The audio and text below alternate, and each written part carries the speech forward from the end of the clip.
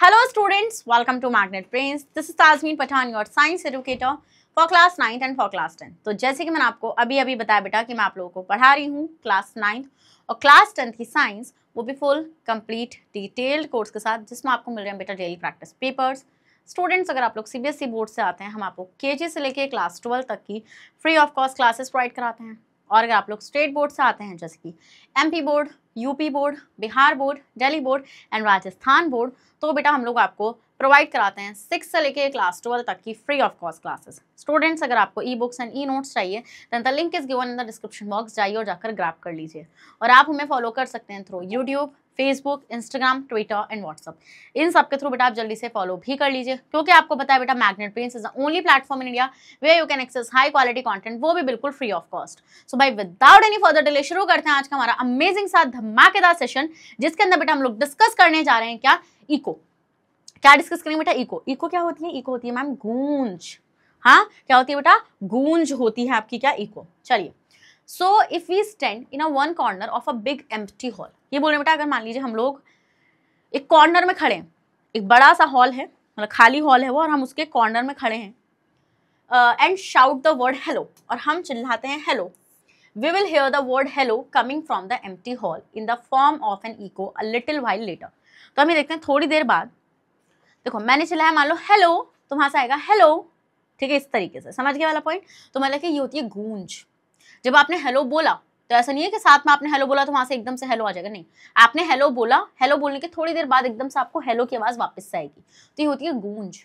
और इसके लिए मैंने आपको एक बात बोला, खाली कमरा। मैंने आपको एक और चीज बोली, एम्प्टी हॉल। इस चीज को भी याद रखना। कभी आप अपने घर के जहां पर भी खड़े और वहां पे चिल्ला रहे हो हेलो हेलो हेलो और आपको आवाज नहीं आ रही है ना, एम्प्टी हॉल आपको यहाँ पे याद रखना है। क्योंकि मैंने आपको एक चीज बताई थी बेटा कि आपने मेरे साथ ये देखा था, क्या आपने मेरे साथ ये चीज पढ़ी थी? आपको मैंने एक साउंड बोर्ड पढ़ाया था।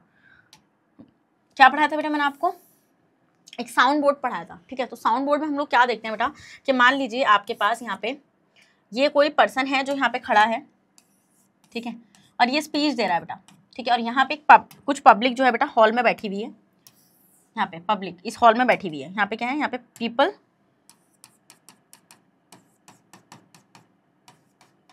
आपके यहाँ पे पब्लिक बैठी हुई है, ठीक है, public sitting in a hall.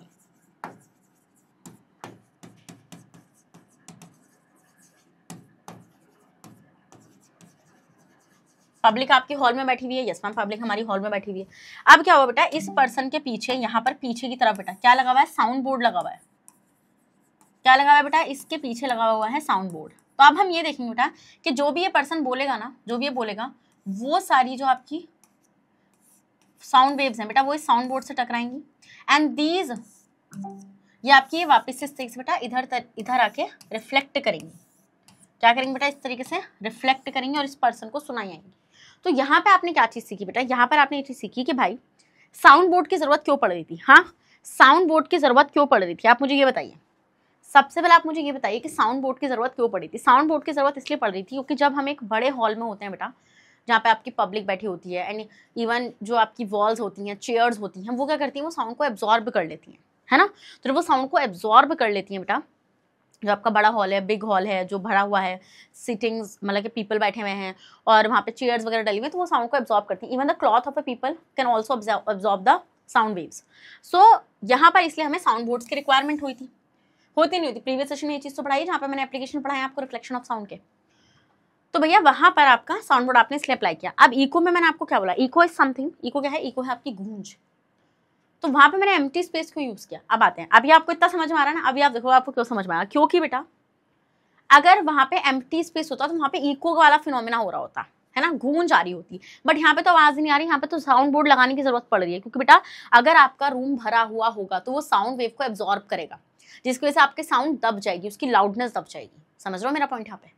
हाँ जी, समझ रहे हो? Yes ma'am. तो हम ये देखेंगे बेटा आपका यहाँ पे, it appear as if the hall is repeating our hello. This happens because, अगर बेटा आपका जो हॉल है वो हेलो रिपीट कर रहा है, तो इसका मतलब ये है कि sound of our hello is reflected from the wall of the hall.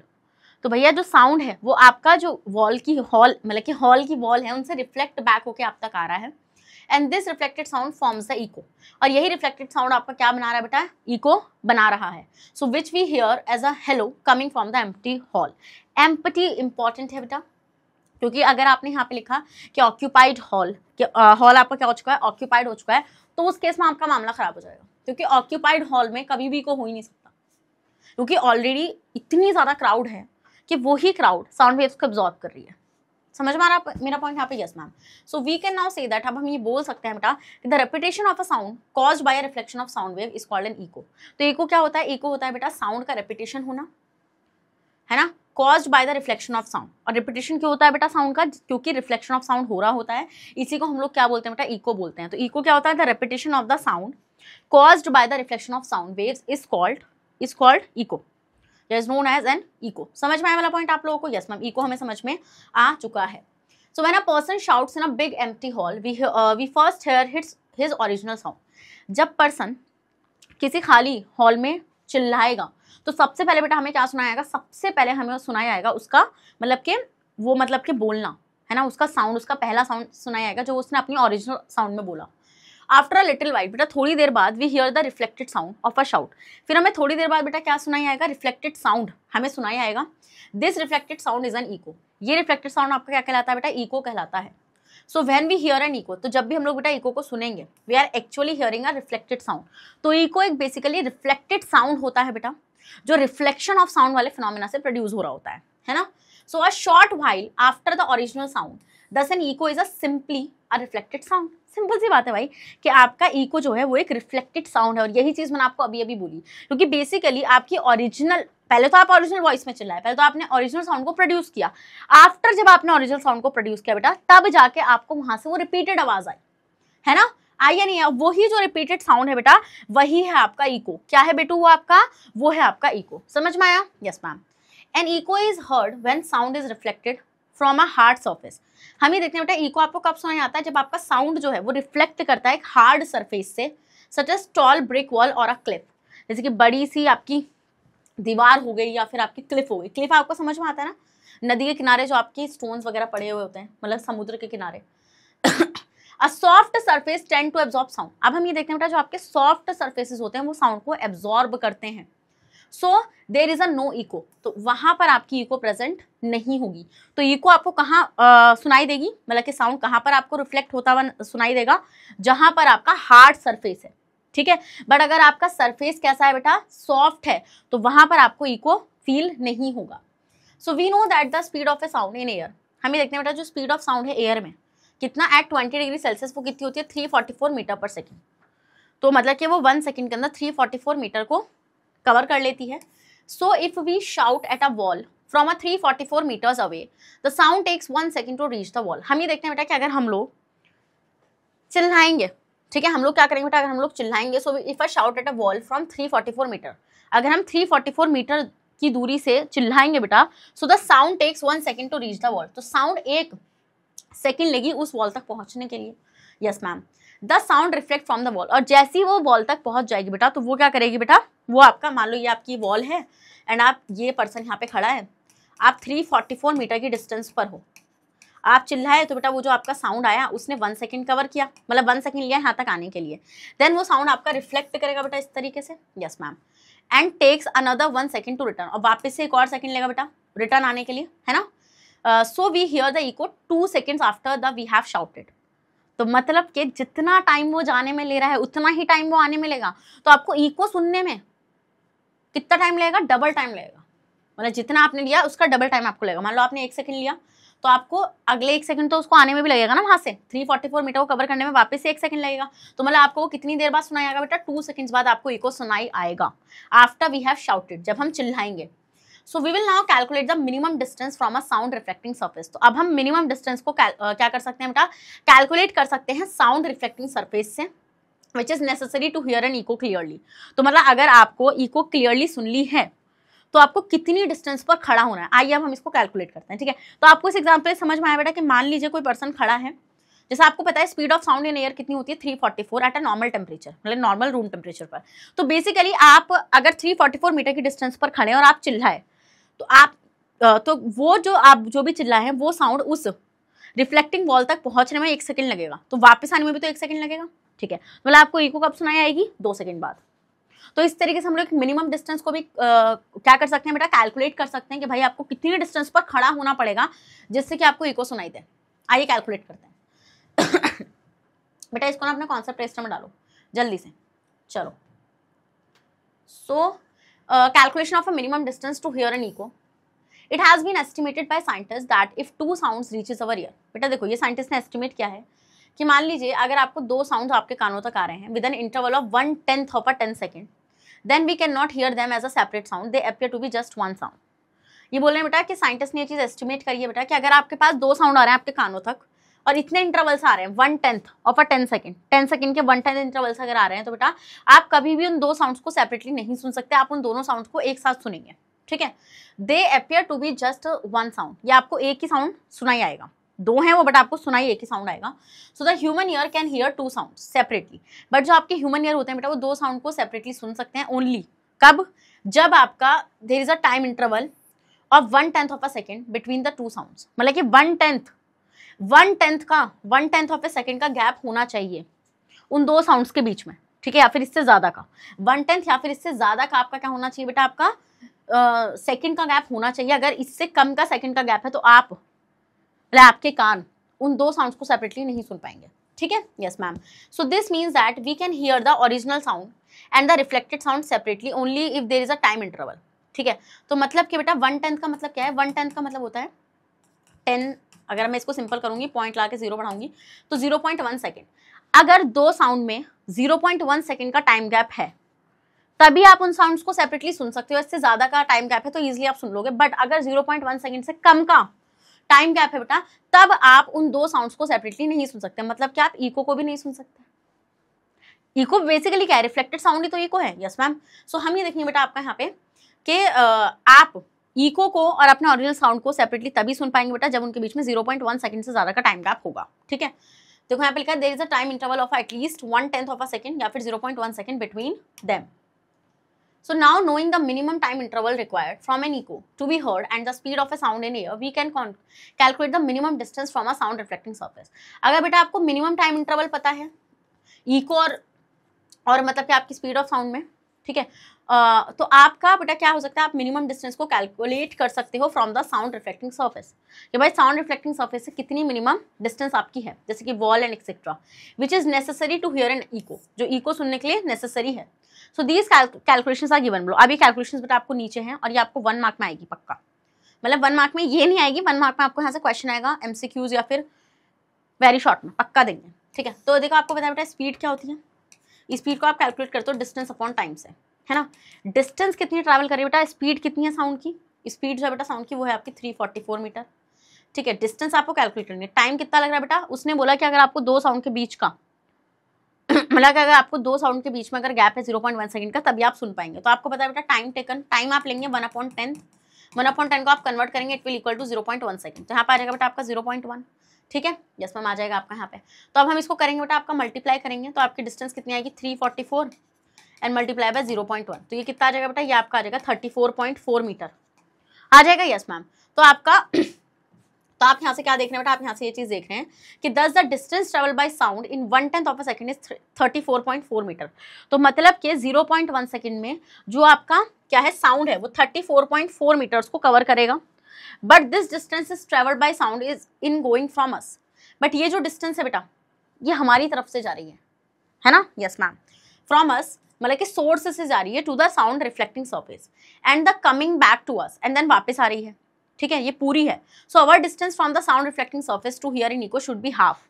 भैया ये क्या है, ये आपका साउंड रिसीविंग सरफेस है या साउंड रिफ्लेक्टिंग सरफेस है एंड आप यहाँ पर खड़े हैं, तो आपने जो भी चिल्लाया तो वो उसको यहाँ पर आने के लिए कितना लगा आपका, मान लो यहाँ पर आने में लगा उसका 34, मतलब कि कितना भी लगा भी सुन लो, अब वापस आने में भी, तो इसने जो पूरी डिस्टेंस कवर करी वो है आपकी 34.4 मीटर। क्या है वो है आपकी 34.4 मीटर, ये टोटल है। बट हम यहाँ पे क्या देख रहे हैं बेटा, यहाँ पे कि जो आपकी इको है and the coming, so our distance from the sound reflecting surface to hear in echo should be half. तो हमारी जो डिस्टेंस होनी चाहिए बेटा वो कितनी होनी चाहिए, वो आपकी हाफ होनी चाहिए ऑफ 34.5 मीटर, विच इज कितना हो जाएगा बेटा आपका 34.4 मीटर अपॉन 2। तो जाएगा आपका 17.2 मीटर्स। तो मतलब कि अगर आपको इको को सुनना है तो आपको रिफ्लेक्टिंग सरफेस से 17.2 मीटर की डिस्टेंस पर खड़ा होना पड़ेगा। समझ गए वाला पॉइंट? देखो ना यहाँ पे लिखा हुआ है कि भैया ये जो है ये डिस्टेंस ट्रेवल है bye sound in 1/10 of a second, but this distance is travelled by sound is going from us. तो ये जो डिस्टेंस है ना बेटा साउंड की, ये हमारी तरफ से जा रही है to the sound reflecting surface and then coming back to us. जा भी रही है और वापस भी आ रही है हम तक। बट अगर आपको इको सुननी है ना, so our distance from the sound reflecting surface to hear an echo, अगर आपको इको को सुनना है बेटा तो आपकी डिस्टेंस तो इसकी हाफ होनी चाहिए ना, है ना। तो वो कितनी हो जाएगी? वो हो जाएगी आपकी 17.2 मीटर्स। और बेटा ये आएगा ये मैं आपको एश्योर कर रही हूँ यहीं पे खड़े खड़े, या तो एमसीक्यू में पूछेंगे या फिर कहीं पे आपको असर्शनिज्म में फंसाएंगे इस क्वेश्चन से, पर फंसाएंगे पक्का, 100% फंसाएंगे। पहले आप इस कैलकुलेशन को लिखो जरा, लिखो जरा जल्दी से, इस कैलकुलेशन को लिख लिया? Okay ma'am. So from this we conclude that minimum distance to from a sound reflecting surface to hear an echo is 17.2 metre. So this means that in order to hear an echo of our shout, we should be at least a 17.2 meter away from a sound reflecting surface, जैसे wall. This has been shown in a figure clearly. देखो इस figure को देखो बेटा, इस figure को अगर आप क्लियरली देख पा रहे हो तो इन पर्सन को, ये जो अंकल खड़े हैं हमारे, ठीक है, तो ये कितनी डिस्टेंस पर खड़े? मान लो यहाँ पे वॉल है बेटा, ये आपकी साउंड रिफ्लेक्टिंग वॉल है जो वॉल को रिफ्लेक्ट, मतलब कि जो साउंड को रिफ्लेक्ट करेगी. So it is basically the distance of a man from this wall is 17.2 metres. तो which means that if you want to hear an echo, so you should stand away, just away from the sound reflecting surface of 17.2 meters. ठीक है. सो आपको ये, आप देखो ये uncle बोले original sound टकराया, रिफ्लेक्ट हुआ तो अंकल के पास वापस आया, जिससे इको प्रोड्यूस हुई. तो इको कब प्रोड्यूस होगी? जब डिस्टेंस 17.2 मीटर्स की होगी आपके और साउंड रिफ्लेक्टिंग सरफेस के बीच में. अगर इससे कम हो इको प्रोड्यूस नहीं होगा. So we can see figure that though sound reflecting surface is only 17.2 meters away from us, but the sound has to travel 17.2. But sound को कितना ट्रैवल करना पड़ा है बेटा? साउंड को तो देखो, ये तो आपकी साउंड को कितना ट्रैवल करना पड़ा है बेटा? वो 17.2 मीटर पहले गया, फिर 17.2 मीटर वापस आया, तो साउंड को कितना ट्रैवल करना पड़ा? 17.2 प्लस 17.2, तो इसको करना पड़ा 2 to 4 7 7 14 1 34.4 मीटर. इसने कितना कवर किया बेटा? 34.4 मीटर. और यही तो है speed of sound in 0.1 second, है ना, in air. So coming back from the wall to us after reflection. So please note that 17.2 meters from a sound reflecting surface is the minimum distance to hear an echo in air at a temperature of 20 degrees Celsius. तो 17.2 बेटा वो minimum distance है, ठीक है, जिसके through आप eco को सुन सकते हैं at a normal temperature. समझ में आया? So this distance will change with temperature of air. और ये जो डिस्टेंस है बेटा, ये जब आप टेम्परेचर को चेंज करोगे तो आपकी चेंज होती चली जाएगी.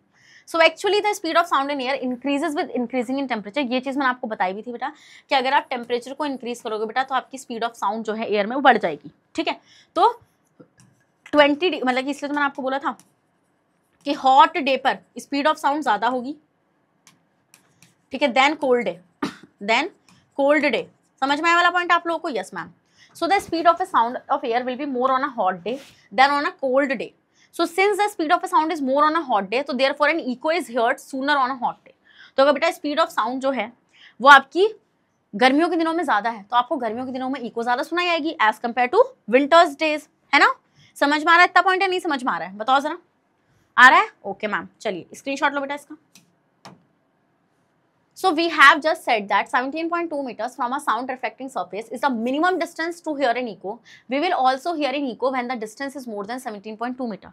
बेटा देखो आप 17.2 मीटर से कम में इको नहीं सुन सकते, बट आप 17.2 मीटर से ज़्यादा में, ठीक है, इको को सुन सकते हो. कम में नहीं सुन पाओगे, इको उसमें वैसे सुन लोगे. समझ में आया वाला पॉइंट? यस मैम, ज़्यादा में सुन लोगे. सो from a reflecting surface, but no echo can be heard when our distance from the sound reflecting surface is less than 17.2 meter. but आपको कोई इको सुनाई नहीं आ सकती बेटा अगर आपकी डिस्टेंस जो है वो 17.2 मीटर से कम की है. so when we are at a distance of less than 17.2 meter, तो बेटा अगर आप 17.2 मीटर की डिस्टेंस से कम, मतलब कि डिस्टेंस से कम की डिस्टेंस पर हो from a sound reflecting surface, then we will hear the original sound and the reflected sound as one and no echo will be produced. तो अगर आप 17.2 मीटर की डिस्टेंस से कम पर हैं तो आपको कोई इको सुनाई नहीं आएगा, जो भी आपकी ओरिजिनल साउंड है आपको वही सुनाई आएगी. मतलब कि वहां पे साउंड दो प्रोड्यूस होंगे बट वो साउंड आपको एक ही सुनाई आएगा, सेपरेटली आपको सुनाई नहीं आएगा. समझ में आता है? क्योंकि भाई साउंड तो टकराएगा, साउंड तो रिफ्लेक्टिंग सरफेस से टकराएगा। अभी मान लो मैं बोर्ड पे खड़ी हूँ, मैं मान लो बोर्ड भी तो यहाँ पे एक्ट कर रहा है ना सिर्फ रिफ्लेक्टिंग सरफेस, तो मैं यहाँ पे खड़ी हूँ और मैं यहाँ पे बोल रही हूँ, तो मुझे तो कुछ भी नहीं आ रहा ऐसा। तो मान लो मैं बोली, वापस आया कुछ नहीं, आया कुछ भी वापस, क्योंकि बेटा मेरी डिस्टेंस बहुत कम है 17.2 मीटर से, है ना? Yes ma'am. So if there are several reflecting surfaces, ये बोल रहे बेटा अगर ज्यादा रिफ्लेक्टिंग सर्फेसेस हैं then multiple reflections of sound take place. आपको पता है बेटा जब रिफ्लेक्टिंग सर्फेस ज्यादा होंगे तो वहां पे मल्टीपल रिफ्लेक्शन होगा and hence several echoes may be heard, और आपको ज्यादा इकोज सुनाई आएंगी। फॉर एग्जाम्पल जैसे rolling of thunder is due to the multiple reflections of sound of thunder from a number of reflecting surface such as the clouds and the land. ठीक है, so please note that minimum distance from a sound reflecting surface is 17.2 metre to hear an echo when the sound travel in air. तो आपको सबसे simple conclusion यहाँ पे क्या रखना है कि भाई आपको अगर इको सुननी है तो आपकी मिनिमम डिस्टेंस 17.2 मीटर होनी चाहिए। It is the minimum distance I am saying, I am not saying a maximum distance here. Minimum distance का मतलब होता है कम से कम, भैया ज्यादा तो कितनी भी चलेगी। ठीक है, yes ma'am. So, but when that sound travel in water, the minimum distance for hearing an echo will be different. But बेटा जब हम water की बात करेंगे तो यहाँ पे जो आपकी मिनिमम डिस्टेंस हो जाएगी वो चेंज हो जाएगी, क्योंकि आपकी साउंड की स्पीड है पानी में चेंज हो जाएगी। यस मैम, कितनी होती है? अराउंड 1500 होती है। So if the speed of sound in water is taken as 1500 metre per second, तो मिनिमम डिस्टेंस जो होगी बेटा इको की वो हो जाएगी आपकी 75 मीटर्स। मतलब कि अगर आपको वाटर में इको सुनना है, वाटर में अगर आपको साउंड रिफ्लेक्टेड साउंड सुनना है बेटा, तो आपको 75 मीटर की डिस्टेंस पर होना पड़ेगा रिफ्लेक्टिंग सरफेस से। So that's the minimum distance of a diver from an under water rock to hear the echo of his own shout will be 75 metres. तो मान लो डाइवर अगर अपनी ही इको सुनना चाहता है तो उसको 75 मीटर की डिस्टेंस पर होना पड़ेगा रिफ्लेक्टिंग सरफेस से। So the formation of echoes by the reflection of sound waves is used to measure the depth of the sea. बेटा इकोज की फॉर्मेशन से हम लोग सी की गहराई का पता लगा सकते हैं। Yes, to locate the under water object, जैसे कि आपके शोल्स ऑफ फिश है ना, shipwrecks, submarines, sea rocks, hidden icebergs in the sea, to investigate inside the human body in all these applications of echoes. तो बेटा इन सबको use किया जा सकता है बेटा कि अगर आपका देखो आपको पता है कि जहाज डूब जाते हैं, सबमरीन्स होती हैं पानी के अंदर, मान लो अगर आइसबर्ग है बेटा, आइसबर्ग बेटा टाइटैनिक याद आ जाता है कि आइसबर्ग सुनते ही भाई जब भी मैं आइसबर्ग की बात सुनती हूँ ना मेरी रूह सी कांप जाती है, वो टाइटैनिक का सीन याद आ जाता है। किस तरीके से जहाज टकराया था उस आइसबर्ग से, किस तरीके से टकराया था, और फिर टकराया और फिर बेटा क्या हुआ फिर तो आप सब जानते ही हैं। So we not use ordinary sound waves, we use high frequency sound waves called ultrasonic waves और ultrasound. We will discuss all this in a short while at a moment. तो अब हम कुछ न्यूमेरिकल प्रॉब्लम को देख लेते हैं बेटा। साउंड वेव्स जो है ना, ये हम लोग इसमें जो साउंड वेव्स यूज करते हैं वो अल्ट्रासोनिक करते हैं या अल्ट्रासाउंड वेव्स करते हैं, उसको मैं नेक्स्ट सेशन में कराऊंगी, यहाँ पे तो वैसे भी नहीं होने वाला। चलिए एक न्यूमेरिकल को सॉल्व करते हैं। A man clap his hand near a mountain. Okay, एक आदमी ने अपने हाथों को बजाया माउंटेन के near and hear the echo after 4 second. ये है माउंटेन, ये बंदा खड़ा है यहाँ पे, इसने क्लैपिंग करी, अरे तो इसने जो भी क्लैपिंग करी तो इसको कितने 4 सेकंड बाद इको, 4 सेकंड लगे बेटा इसको इको सुनाई आने में, मतलब इस रिफ्लेक्टेड साउंड को आने में। If the speed of a sound under this condition be इतना, तो calculate the distance of the mountain from the man. आपको ये डिस्टेंस कैलकुलेट करनी है, ठीक है, कि आदमी की माउंटेन से, ठीक है, कि इस मैन की इस माउंटेन से डिस्टेंस कितनी है, ठीक है। तो बेटा देखो सबसे पहले देखो गिवन क्या क्या है, आपको यहाँ पे बोला है कि उसने 4 सेकंड्स लिए, ठीक है, और उसको ये बोल रहे हैं कि जो स्पीड है साउंड की इस कंडीशन में 330 मीटर है, तो आपसे डिस्टेंस पूछे, आप वही फॉर्मूला लगाओ ना। गिवन क्या क्या पहले ये देखो, टाइम गिवन है बेटा इको का विच इज 4 सेकेंड, ठीक है, स्पीड नहीं, हाँ स्पीड गिवन है, वी गिवन है 330 मीटर पर सेकेंड। आपको क्या कैलकुलेट करनी है, एस कैलकुलेट करना है। तो एस के लिए फॉर्मूला क्या हो जाएगा बेटा आपका यहाँ पे, डिस्टेंस, स्पीड का फॉर्मूला क्या होता है, डिस्टेंस अपॉन टाइम। तो आपको वी गिवन है बेटा, वी इज 330 मीटर, एस आपको कैलकुलेट करना है, टाइम कितना है बेटा 4 सेकंड्स का, इधर लिया बेटा, तो s is equal to 330 into 4, ठीक है, यस मैम। तो इट विल इक्वल टू बेटा कितना आएगा, ये आपका निकल कर आएगा, पहले टाइम को हमें हाँ टाइम को हमें हाफ करना पड़ेगा, वही मैं देख रही थी, ये इको का टाइम है, ये इको का टाइम है, यहाँ पे ध्यान से रखो बेटा, ये इको का टाइम है 4 सेकंड्स का, ये बोल रहे हैं यहाँ पे, and hear the echo after 4 second, उसने इको को आफ्टर 4 सेकंड सुना, तो अगर उसने 4 सेकंड आफ्टर सुना तो इसका मतलब जाने और आने का टोटल टाइम है ये। अब आप उसकी डिस्टेंस पता करना चाह रहे हो तो बेटा तो आपको टाइम को यहाँ पे हाफ लेना पड़ेगा, तो यहाँ पे मल्टीप्लाई 2 से होगी, तो 200, 2 3 जा 6, 2 3 जा 6, तो 660 मीटर। तो कितना होगा बेटा आपका 660 मीटर हो जाएगा उसका। ठीक है, पहले आप इतने का स्क्रीनशॉट लो, ले लिया। देखो अब यहाँ पे ध्यान से देखो कि भाई टाइम जो लिया है बेटा यहाँ पे by the sound to go from the man to the mountain and return to the man 4 second. Total time था बेटा वो, जाने और आने का टाइम था वो। अब आपको इको का करना, तो इको तो रिफ्लेक्टेड साउंड होता है ना, इको तो आपका रिफ्लेक्टेड साउंड होता है सिर्फ इतना, तो इसको आने में कितना टाइम लगा होगा 2 सेकेंड्स, है ना। So the time taken by the sound to go from the man to the mountain, और आदमी से मैन तक, मतलब कि मैन से माउंटेन तक जाने में कितना टाइम लगेगा 2 सेकंड्स का, और 2 सेकंड्स उसने आने में लिए होंगे, क्योंकि आपको पता है बेटा कि यहाँ पर जितना टाइम वो जाने में लेगा उतना ही टाइम वो आने में लेगा। तो अगर ये टोटल 4 सेकंड्स गिवन है तो बेटा जो मैन से माउंटेन के लिए जो टाइम है मतलब साउंड जाने का वो सिर्फ 2 सेकंड्स का है। ठीक है, सो आपका क्या हो जाएगा बेटा, आपका जो टाइम हो जाएगा वो हो जाएगा 2 सेकंड्स का। So now knowing the speed of a sound in year जो आपको गिवन है, आप लोग इजीली डिस्टेंस को कैलकुलेट कर सकते हैं। ठीक है, समझ में आया वाला पॉइंट आप लोगों को? Yes ma'am. तो वो आ जाएगी बेटा आपकी कितनी 660 मीटर्स की। तो since sound travel a distance of 660 metres in going from the man to the mountain, therefore the distance of a mountain from the man is 660 metres. ठीक है, तो साउंड 600, अब इसका हाफ भी निकाल रहे भैया, 330 सेकंड पर मिनट का होता है, वो पर सेकंड का होता है, 330 मीटर पर सेकंड का होता है। अगर 330 मीटर पर सेकंड का होता है तो 2 सेकंड में कितना होगा, डबल ही तो आएगा, 660 मीटर, है ना। Yes ma'am. नेक्स्ट आते हैं बेटा क्या आपका रिवर्बरेशन। ठीक है, रिवर्बरेशन क्या होता है बेटा, if a sound is made in a big hall.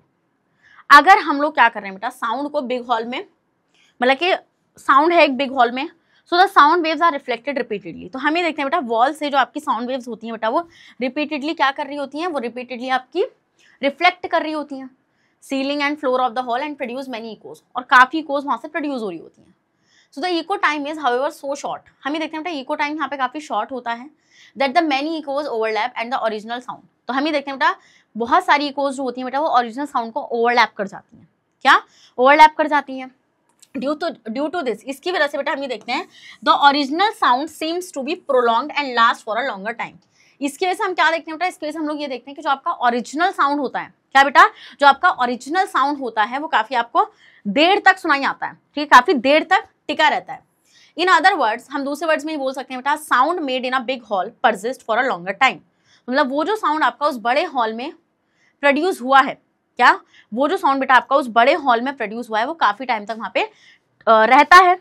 So the persistence of a sound in a big hall due to repeated reflections from the wall, ceiling and floor of the hall is called reverberation. तो reverberation क्या होता है बेटा आपका, reverberation होता है उस sound का परसिस्ट रहना बिग हॉल में due to repeated reflections from the wall, ceiling and floor from the hall is called reverberation. Reverberation simple सा है भैया, उस हॉल में उस साउंड का लंबे टाइम तक रहना। ठीक है, समझ में आया वाला point? So a short reverberation is desirable in a concert hall. हम ही देखते हैं बेटा कि भैया अब एक कॉन्सर्ट हॉल है तो उसमें तो कम से कम थोड़ी रिवर्बरेशन तो हुआ कि सिंगर ने गाना गाया भैया सुनाई नहीं आ रहा लोगों को, थोड़ी देर तक तो टिके वो, है ना। Yes ma'am. So where music is being played because it gives life to sounds and boost the sound level. क्योंकि इससे क्या बेटा रिवर्बरेशन होगा तो साउंड बढ़िया प्रोड्यूस होगा, बढ़िया बूस्ट लेवल उसका रहेगा। But if the reverberation is too long, but अगर रिवर्बरेशन बेटा ज्यादा लंबा रहेगा तो then the sound become blurred. तो साउंड ब्लर हो जाएगा क्योंकि दूसरा साउंड तो एकदम ही बजेगा ना। Distorted and confusing due to overlapping of different sounds, क्योंकि डिफरेंट साउंड्स का यहाँ पे क्या हो जाएगा बेटा, ओवरलैप हो जाएगा। Modern concert hall are design for the optimum amount of reverberation. हम ये देखते हैं बेटा क्या जो आपके मॉडर्न कॉन्सर्ट हॉल्स जो बनाए जा रहे हैं बेटा वो किसके लिए बनाए जाते हैं, उनको डिजाइन किया जाता है एक ऑप्टिमम अमाउंट ऑफ रिवर्बरेशन के लिए। मतलब ऑप्टिमम क्या होता है बेटा, जितनी रिक्वायरमेंट आपको रिवर्बरेशन की है उतनी रिवर्बरेशन के लिए उनको डिजाइन किया जाता है। समझ में आता है इतना पॉइंट आप लोगों को? Yes ma'am. The excessive reverberation in a big hall and auditoriums are reduced by using various types of sound absorbing materials. हम ये देखते हैं बेटा कि अगर ज्यादा रिवर्बरेशन हो रहा है तो उस रिवर्बरेशन को कंट्रोल किया जा सकता है बेटा किसको यूज कर कर, आपका साउंड एब्जॉर्बिंग मटेरियल्स को यूज कर कर। अगर आप लोग साउंड एब्जॉर्बिंग मटेरियल्स को बेटा यहाँ पे यूज करेंगे तो आप इजिली रिवर्बरेशंस को क्या कर सकते हैं बेटा, कंट्रोल कर सकते हैं। Some of the methods used for reducing excessive reverberation in big hall and auditoriums are as follows। तो आप किन methods को यूज कर सकते हैं बेटा रिवर्बरेशंस को कंट्रोल करने के लिए, आइए देखते हैं। तो जैसे कि panels made up of sound absorbing materials. देखो सिंपल सी बात है, रिवर्बरेशन आपको समझ में आता है कि भाई साउंड का ज्यादा टाइम तक टिके रहना ड्यू टू मल्टीपल इकोज। तो हम ये देखते हैं बेटा इतनी सारी इकोज होने की वजह से ओरिजिनल साउंड काफी लंबे टाइम तक टिक जाता है। अब वो ज्यादा भी नहीं टिके, है ना, देखो थोड़ा टिकेगा अच्छी बात है, तो इससे साउंड का लेवल अच्छा हो जाएगा, बट ज्यादा टिकेगा तो डिफरेंट साउंड्स ओवरलैप कर जाएंगे। अब हम तो नहीं चाहते ओवरलैप करेगा, ओवरलैप करेगा तो गाना ही नहीं समझ में आएगा, आदमी गा ही क्या रहा है ना। तो उससे बचने के लिए हमने क्या किया बेटा, हमने कुछ मतलब कि कुछ तरीके निकाले, जैसे कि हम लोग साउंड एब्जॉर्बिंग मटेरियल्स का यूज कर सकते हैं। किसका यूज कर सकते हैं बेटा, हम लोग यूज कर सकते हैं साउंड एब्जॉर्बिंग मटेरियल्स का, जैसे कि आपका कंप्रेस्ड फायरबोर्ड और a felt are put on the walls, बेटा हम इनको वॉल्स पर लगाते हैं, and ceiling of big halls, और बिग हॉल्स की सीलिंग पर लगाते हैं, and auditorium to reduce reverberations. तो ये जो ऑडिटोरियम होते हैं बेटा आपके जो कॉन्सर्ट हॉल होते हैं उनमें हम लोग इनको यूज करते हैं, इन फेल्ट को यूज किया जाता है बेटा, जिससे कि आपका रिवर्बरेशन को कंट्रोल किया जा सके, मतलब कि एक्सेसिव रिवर्बरेशन को कंट्रोल किया जा सके। Carpet are put on the floor, बेटा कारपेट्स को फ्लोर पर बिछाया जाता है to absorb sound and reduce reverberations. तो अब आपको क्या लग रहा है, क्या सजा रखा है क्या इन्होंने कॉन्सर्ट हॉल? बेटा हर जगह साइंस है, हर जगह। कितने लकी हो आप कि you are the science student, and अभी मैं चाहती हूँ कि आप लोग साइंस स्टूडेंट हैं, आप 11th-12th में भी साइंस को लें। हाँ, so heavy curtains are put on doors, बेटा भारी भारी पर्दे लगाए जाते हैं डोर्स पर, and windows to absorb sound and reduce reverberations. आपने देखा कितने हैवी पर्दे को लगाया जाता है विंडोज पर, गेट्स पर, जिससे क्या हो बेटा कि आपका रिवर्बरेशन क्या हो जाए बेटा, कम हो जाए, है ना, रिवर्बरेशन को रिड्यूस करने के लिए। So the material having sound absorbing properties, तो ऐसे मटीरियल बेटा जिनके पास कौन सी प्रॉपर्टीज होती हैं बेटा, जिनके पास होती हैं आपकी sound absorbing properties, is used for making the seats in a big halls and auditorium to reduce reverberation. बेटा जो ऑडिटोरियम होते हैं जो आपके, उनमें क्या करते हैं, उनमें जो सीट्स में जो कपड़ा यूज कर रहे हैं वो लोग बनाने के लिए, उसमें भी वो लोग ये देखते हैं कि भैया वो कपड़ा आपका साउंड एब्जॉर्बिंग होना चाहिए, क्योंकि वो साउंड एब्जॉर्बिंग होगा बेटा तो रिवर्बरेशंस रिड्यूस हो जाएंगे, क्योंकि रिवर्बरेशंस तो होंगी, सिंपल सी बात है। क्योंकि बेटा आपके पास एक हॉल है जहां पर आपको एक साउंड रिफ्लेक्टर भी लगाना पड़ेगा, क्योंकि बेसिकली आपके पास यहाँ पे प्रॉज एंड कॉन्स दोनों हैं। आप अगर साउंड रिफ्लेक्टर नहीं लगाएंगे बेटा तो उस केस में आपकी आवाज नहीं जाएगी, और अगर आप साउंड रिफ्लेक्टर लगा देते हैं बेटा तो आपकी आवाज ज्यादा गूंजेगी, और गूंजेगी तो इको होगा, और मल्टीपल रिफ्लेक्शन होने की वजह से मल्टीपल इकोज होंगे, जिसकी वजह से रिवर्बरेशन कॉज होगा। तो मतलब आपके पास भैया आफत ही आफत है कि मैम करें तो करें क्या, साउंड रिफ्लेक्टर नहीं लगाएंगे तो लोगों को सुनाई नहीं जाएगी, लगाएंगे तो मल्टीपल रिफ्लेक्शन होंगे, और मल्टीपल रिफ्लेक्शन होंगे तो मैम फिर आदमी का मामला खराब हो जाएगा, है? ये तो आ रहा है दिमाग में, आ रहा है वाला? यस मैम, ये चीज़ तो हमारे दिमाग में आ ही रही है। So the soft and porous material are bad reflectors. हम ये देखते हैं बेटा जो आपके सॉफ्ट और पोरस मटेरियल्स होते हैं वो बेड रिफ्लेक्टर्स होते हैं साउंड के, तो हम इसी चीज़ का फायदा उठाते हैं। The soft and porous material actually good absorbers of sound. अगर ये बैड रिफ्लेक्टर्स हैं तो मतलब ये अच्छे एब्जॉर्बर्स हैं, तो भाई इनको यूज करो ना सीटें बनाने में, इनको यूज करो। सो फॉर एग्जाम्पल जैसे आपके कर्टन्स एंड कारपेट्स, ये सब बैड रिफ्लेक्टर्स हैं, ये साउंड को रिफ्लेक्ट नहीं करेंगे, तो ये साउंड को क्या करेंगे, ये एब्जॉर्ब करेंगे साउंड को बढ़िया करके। So they are the good absorber of sound. The bad reflectors of sound do not give good echo of the sound falling on them. जो बेटा आपके बैड रिफ्लेक्टर्स होते हैं साउंड के, वो कभी भी आपको अच्छी इको प्रोड्यूस करके नहीं देते हैं, ठीक है? समझ में आ रहा पॉइंट आप लोगों को? They observe the sound and hence muffle का मतलब क्या होता है, silence the sound falling on them. तो ये क्या करते हैं बेटा, ये साउंड को एब्जॉर्ब करते हैं, और वो जो इनके ऊपर साउंड आया है उस साउंड को ये क्या कर देते हैं बेटा, मफल कर देते हैं, मतलब कि आपका साइलेंट कर देते हैं। देख रहे हो भाई? हाँ, देख रहे हो किस तरीके से ऑडिटोरियम को तैयार करा जा रहा है? हाँ, इस तरीके से बेटा एक ऑडिटोरियम को तैयार करा जाता है। समझने वाला point? Yes ma'am. So we can hear more clearly in a room having a curtains, because तो हम बेटा उस रूम में अच्छे से सुन सकते हैं जहां पर आपके कर्टन्स होंगे, क्योंकि कर्टन्स आपके बैड रिफ्लेक्टर्स होते हैं साउंड के। The curtain absorb most of the sound falling on them. Curtains क्या होते हैं बेटा, ज्यादातर साउंड को एब्जॉर्ब कर लेते हैं, and hence do not produce echoes, और इकोज को प्रोड्यूस नहीं करते हैं। ऑन द अदर हैंड, दूसरे हैंड में बेटा in a room without curtains, बेटा जो रूम में कर्टन्स नहीं होते हैं, there is a greater reflection of sound. ये चीज़ आप आजमा भी लेना अपने घर में। अब घर में तो सभी रूम में होते हैं यार पर्दे, बट कोई ऐसा रूम किचन में कर लेने का, अब बोलेंगे हमारे तो वहाँ पे भी है, एक होगा वहाँ पे, हद से रूम में तो होते हैं भाई, विंडो एरिया पे पड़ा हुआ होता है, और जो ज़्यादा वो होते हैं एस्थेटिक, उन्हें जाने कैसे कैसे डेकोरेट कर रखा होता है। सो स्टूडेंट हम देखते हैं कि जहाँ पर जिस रूम में आपके पर्दे ज़्यादा होंगे वहाँ पे आपको अच्छे साउंड प्रोड्यूस होगा, इको कम होगी, और जहाँ पे पर्दे नहीं होंगे वहाँ पे आपको कम साउंड मिलेगा और इको ज़्यादा होगी, ठीक है?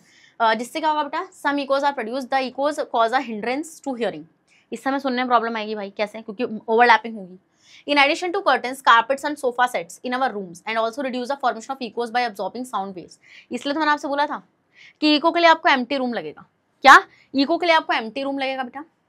बट अगर आप इको नहीं चाहते, आप नहीं चाहते आवाज़ गूंजे, एक भरे कमरे में जाना बेटा। भरे कमरे में कभी आवाज़ नहीं गूंजती है, क्योंकि वहाँ पर आपके साउंड एब्जॉर्बर्स होते हैं, तो जो साउंड को एब्जॉर्ब कर रहे होते हैं और इको को रिड्यूस कर रहे होते हैं, ठीक है। बट अगर आप एक खाली कमरे में जाएंगे बेटा, वहाँ पर आपके सारे के सारे साउंड रिफ्लेक्टर्स हैं, क्योंकि वहाँ पे वॉल्स हैं, and walls act as a sound reflectors, क्योंकि वो हार्ड है। और if walls are acting as a sound reflectors, so they reflect the sound, and if they reflect the sound they produce the echoes as well. And अगर वो eco वहाँ पे produce होगा बेटा, तो वहाँ पे रिवर्बरेशंस तो होनी है। Yes ma'am.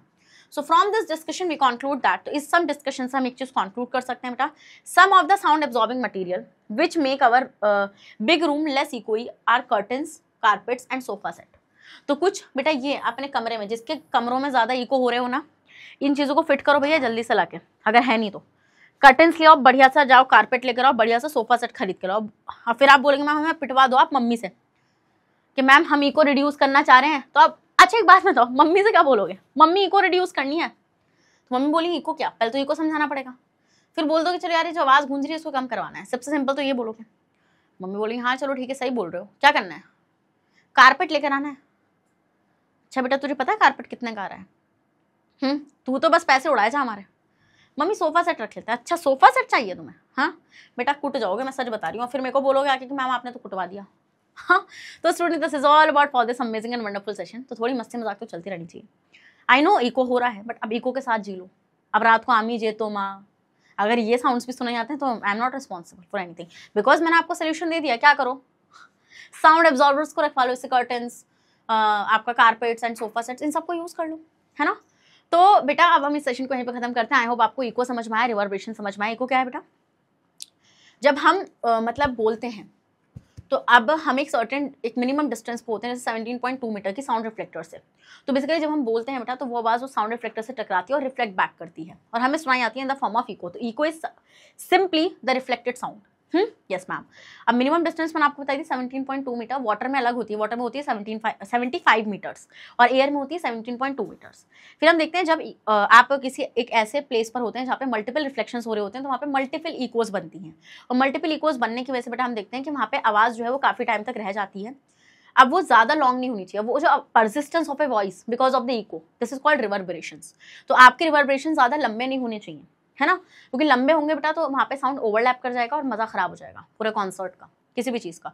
तो उसको ओवरलैप करने, मतलब कि उसको रिड्यूस करने के लिए ओवरलैप बोल रही हूँ, उसको ओवरकम करने के लिए आपको क्या करना है बेटा, आपको वहाँ पे गुड साउंड एब्जॉर्बर्स को लगाना है, जिसकी वजह से रिवर्बरेशंस कम हो जाए, इकोस कम हो जाए। समझ गए? Yes ma'am. इसलिए हम देखते हैं भरे हुए कमरे में कम इको होती है और खाली कमरे में ज़्यादा इको होती है, इको आवाज़ का गूंजना।